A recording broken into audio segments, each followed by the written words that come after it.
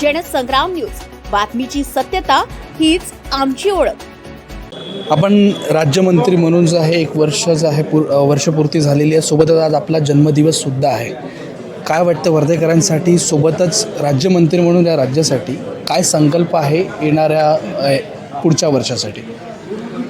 खरं म्हणजे वर्धा सेलू विधानसभा मतदारसंघातल्या नागरिकांचा आभार मानलं पाहिजे की ज्यांनी सतत मला 3दा म्हणजे 2014, 2019 आणि 2024 असं 3दा वर्धा सेलू विधानसभा मतदारसंघातनं प्रतिनिधित्व करण्याची संधी दिली आणि पक्षाने देखील याची दखल घेतली आणि 2024 साली मला 5 विभागाचं राज्यमंत्रीपद त्या ठिकाणी दिलं.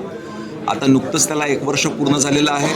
त्यासोबतच वर्धा जिल्ह्याची पालकमंत्री या पदाची देखील जबाबदारी दिली आणि ह्या 1 वर्षाच्या कार्यकाळामध्ये आपण अनेक विकासाची नवीन कामं, नवीन प्रकल्प त्या ठिकाणी हातात घेतले.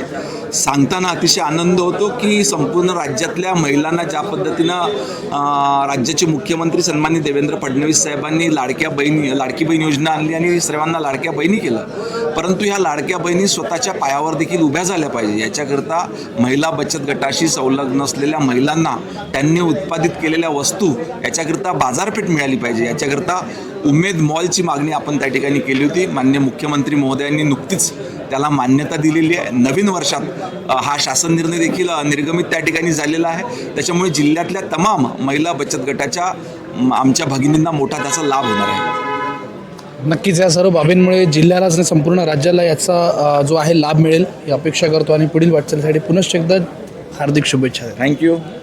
जन्मदिनाच्या पुन्हा खूप खूप हार्दिक शुभेच्छा. थँक्यू.